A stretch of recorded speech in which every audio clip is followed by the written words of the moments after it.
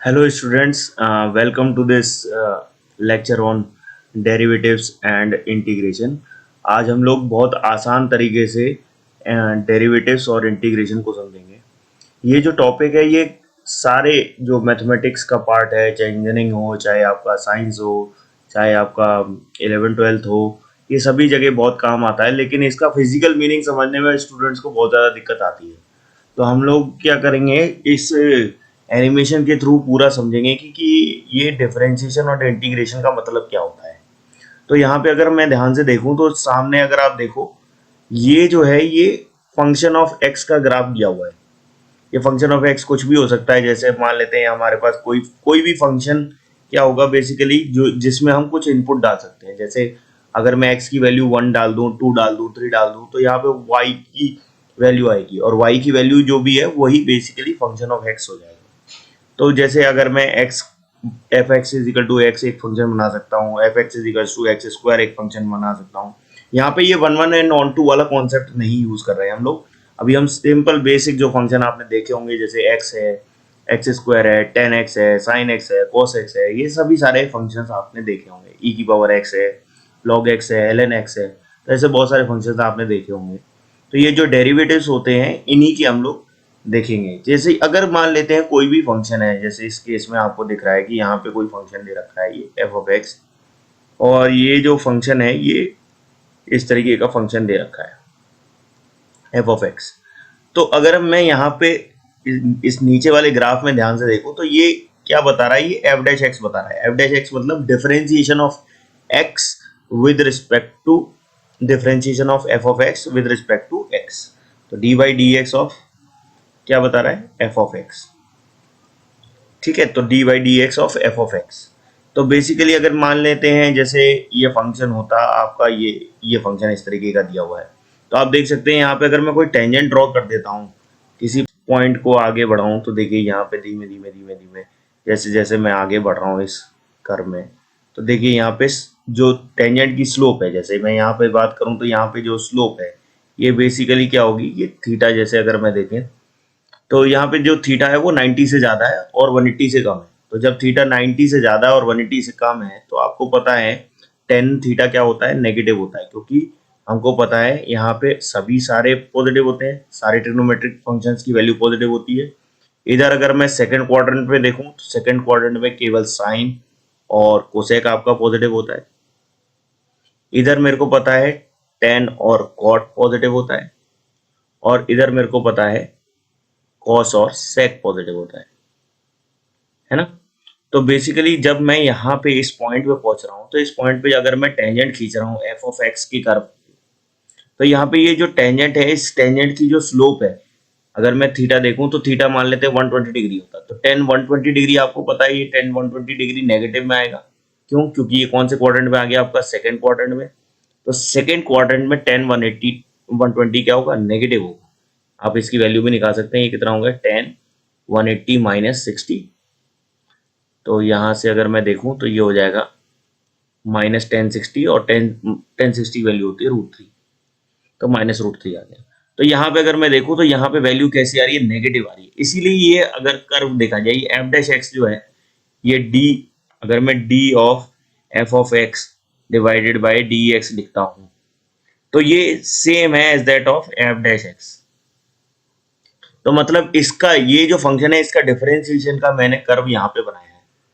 तो ये जो कर्व है, इसमें अगर आप ध्यान से देखो तो इस पॉइंट पे जो वैल्यू दिख रही है, इस पॉइंट पे ये अगर एक्स की किसी वैल्यू पे आपकी टेंजेंट जो है वो उसकी स्लोप नेगेटिव आ रही है, तो ये नेगेटिव वैल्यू यहाँ पे दिखाई देगी। तो ये माइनस √3 होगा जैसे इस कंडीशन में।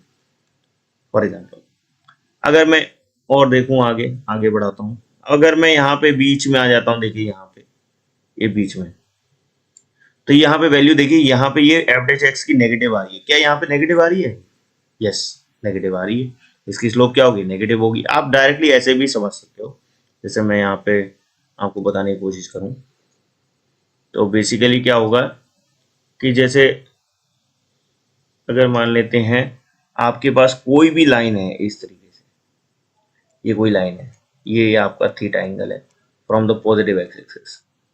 तो अगर ये थीटा जो है ये आपका 0 से 90 के बीच में होता है, तो ये एक्यूट एंगल रहेगा। तो यहाँ पे साइन, कॉस, टेन, कॉट, सेक, कोसेक सारे पॉजिटिव रहते हैं। लेकिन जैसे ही यहाँ पे ये थीटा जो है इतना बढ़ चुका है कि ये 90 से ज्यादा हो गया है, तो यहाँ पे क्या होगा, वैल्यू सारी नेगेटिव आ जाएंगी। तो यहाँ पे 10 क्या होता है, नेगेटिव होता है। तो अभी आप देखो यहाँ पे अगर हम ध्यान से देखें तो ये जो लाइन है, ये अगर आप लाइन देखो, ये टेंजेंट जो खींची हुई है, इस टेंजेंट की स्लोप जो है नेगेटिव है। तो इस पॉइंट पे यहाँ पे अगर अपन देखें तो ये जो टेंजेंट है इसकी स्लोप कैसी है, नेगेटिव है। इसीलिए ये वैल्यू क्या आ रही है, नेगेटिव आ रही है। थोड़ा सा और आगे बढ़ते हैं।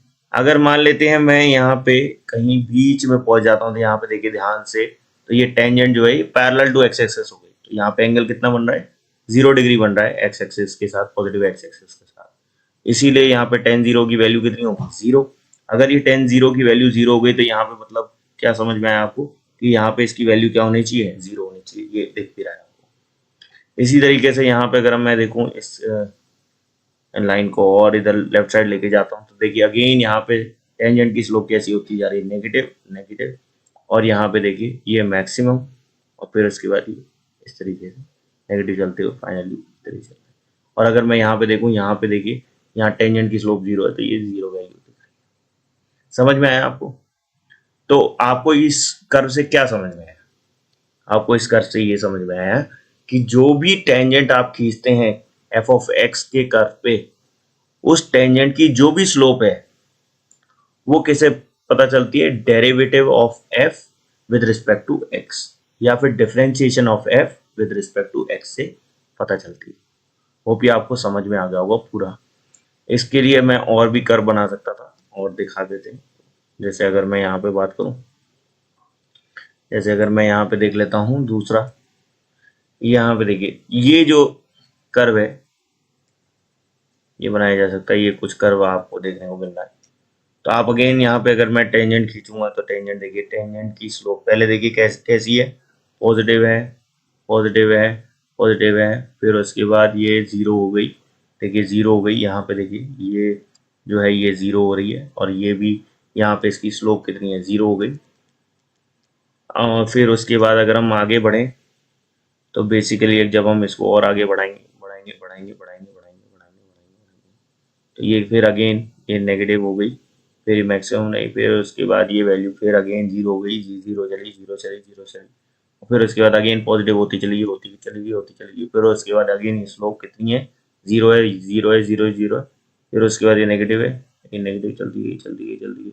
फिर ये 0 हो गई, फिर ये 0, 0, 0, 0 चल पा रही है। तो इस तरीके से आपने देखा यहाँ पे एफ ऑफ एक्स की कर्व का। फिर हमने अगेन टेंजेंट खींची और उसकी स्लोप निकाली। तो वो जो स्लोप है उसकी जो भी वैल्यू आ रही है वो हम F of F dash x पे निकाल रहे हैं। वो भी आपको समझ में आया होगा। आप इस वीडियो को दोबारा दोबारा भी देख सकते हैं अगर आपको डाउट हो रहा हो। मेरी बात आपको दोबारा दोबारा सुनाई देगी, ठीक है। और फिर अगर हम देखें यहाँ पे एक और कर्व बनाने की कोशिश करते हैं। जैसे यहाँ पे ये जो कर्व है, अगर मान लेते हैं ये जैसे आपको दिख रहा है यहाँ पे, ये मैं सब डिलीट मार देता हूँ। देखिए अगर मान लेते हैं अगेन यहाँ पे देखा जाए, तो अब ये स्ट्रेट लाइन, अब स्ट्रेट लाइन पे अगर आप देखें तो ये स्लोप कैसी रहेगी, कांस्टेंट रहेगी। क्योंकि ये पूरा, जैसे अगर हम देखें यहाँ तक, ये पूरी लाइन जो है, ये पूरी लाइन की जो स्लोप है ये कांस्टेंट है ना। एंगल पूरा हर एक के लिए कांस्टेंट है। तो यहाँ पे देखिए ये जो वैल्यू है ये भी आपकी कांस्टेंट रहेगी। तो अब ये वैल्यू कांस्टेंट कैसे पता चल रही है, कि देखिए यहाँ पे पॉजिटिव स्लोप है तो पॉजिटिव ही रह रहा है, कहीं पे भी नीचे नहीं जा रहा है, ठीक है। तो अगर मैं यहाँ पे इसे चलाता चला जाऊँ, देखिए अगर मैं लेफ्ट साइड जा रहा हूँ, लेफ्ट साइड जा रहा हूँ, यहाँ पे देखिए स्लोप कांस्टेंट ही है, कांस्टेंट है, कांस्टेंट है। अब यहाँ पे फिर बदलेगा, फिर ये अगेन ऊपर गया, ऊपर गया, ऊपर गया। फिर अगेन यहाँ पे देखिए, ये देखिए, देखिए फिर ये कर्व चलता चला जा रहा है। फिर ये अगर कांस्टेंट स्लोप चल रही होगी यहाँ पे, तभी यहाँ पे ये कांस्टेंट है। फिर उसके बाद अगर अपन देखें तो फिर ये नीचे जा रहा है, तो ये अगेन स्लोप शूट अप कर रही है। फिर उसके बाद यहाँ पे देखिए ये फिर कांस्टेंट चल रही है, कांस्टेंट चल रही है, कांस्टेंट चल रही है।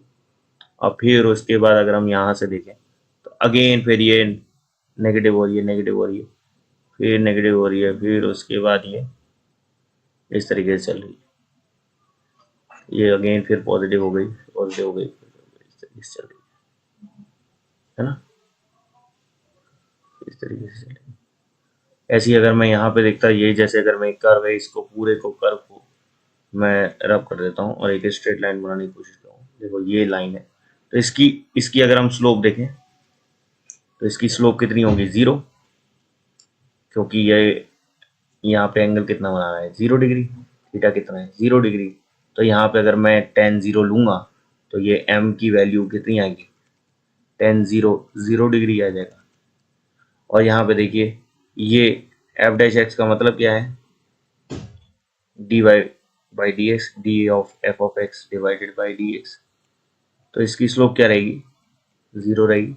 तो ये स्लोप 0 है। अगर देखिए आप यहाँ पूरे में देख सकते हैं स्लोप इसकी 0 चल रही है ना, स्लोप इसकी 0 चल रही है। एक बार मैं आपको फिर से दिखा दे रहा हूँ सारे कर्व्स इंडिविजुअली, तो इससे आपको और ज़्यादा क्लैरिटी बन जाएगी। जैसे अगर मैं पहले कर्व की बात करूँ और मैंने इसको उठा दिया यहाँ पे, तो ये देखिए, तो पहले क्या हो रहा है यहाँ पे, जैसे जैसे बढ़ा रहे हैं तो यहाँ पे स्लोप बढ़ती जा रही है, positive positive positive positive positive, फिर 0, फिर उसका नेगेटिव नेगेटिव नेगेटिव नेगेटिव, चलती रही है चलती रहेगी। ठीक है। तो और ये कर्व का भी आप नेचर समझ पा रहे होंगे कि यहाँ पे अगर देखिए यहाँ पे ये नेगेटिव, एक और चीज अच्छी ऑब्जर्व करने की है मैक्सिमम मिनिमा वाले के लिए, आप देख सकते हैं कि यहाँ पे अगर मैं स्लोप देखूं तो ये स्लोप पहले कैसी है, पहले कैसी है, ये थीटा अगर हम देखें तो थीटा जो है वो लेस देन 90 डिग्री है, पॉजिटिव है स्लोप, है ना। और बाद में इसकी जो स्लोप है ये नेगेटिव हो जाएगी, क्योंकि अगर हम देखें यहाँ पे आगे आगे बढ़ाएंगे तो स्लोप जो है फिर नेगेटिव हो रही है, तो नेगेटिव हो रही है। तो इससे आपको क्या पता चल रहा है कि भाई यहाँ पे क्या मिलेगा, यहाँ पे अगर एक पॉइंट देखा जाए तो यहाँ पे मैक्सिमम मिल रहा है।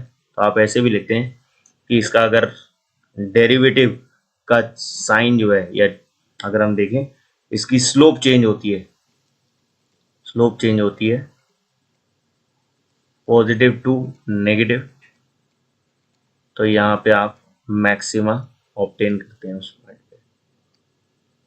ठीक है। तो ये चीज आपको पॉजिटिव टू नेगेटिव देखने को मिल भी रही है। ठीक है, ये मैक्सिमम मिनिमा का कॉन्सेप्ट होता है। इससे आपको पता चल जाता है कि अगर slope positive to negative change हो रही है किसी पॉइंट पे, तो बेसिकली उस पॉइंट पे हमें मैक्सिमम मिल जाएगा। फिर हम दूसरा कर्व देख लेते हैं।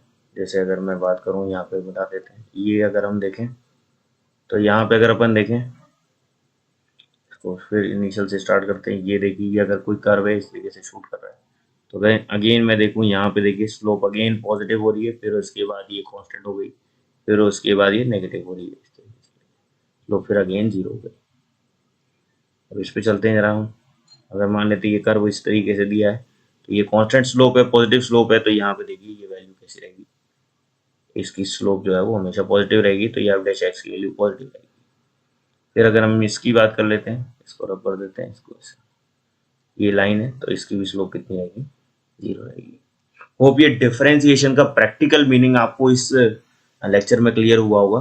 और अगर आपको ये वीडियो बहुत अच्छा लगा तो आप प्लीज़ इसे शेयर करिएगा, लाइक करिएगा और कमेंट भी करिएगा कोई डाउट हो।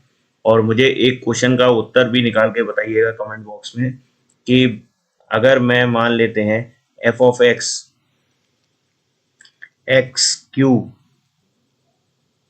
एल एन एक्स प्लस 1 की वैल्यू निकालना चाहता हूँ, है ना, इससे मैं इसका डिफरेंशिएशन निकालना चाहता हूँ एफ डैश एक्स, तो बताइए एफ डैश एक्स की वैल्यू क्या होगी at X is equal to 1 पे। मुझे ये आंसर आप कमेंट बॉक्स में निकाल के बताइएगा, मुझे पता चलेगा कि आप लोग डिफरेंशिएशन पढ़ रहे हैं और डेरिवेटिव की क्वेश्चंस आप सॉल्व कर पाते हैं। अगर आपको इस क्वेश्चन में डाउट हो तो आप ज़रूर एक कमेंट में बता दीजिएगा, तो मैं आपसे ज़रूर मिलूंगा अगले लेक्चर में इस क्वेश्चन को सॉल्व करते हुए और एक नए कॉन्सेप्ट को भी सिखाते हुए। होप इट हेल्प्स, और उम्मीद करता हूँ कि आपको ये समझ में आया होगा।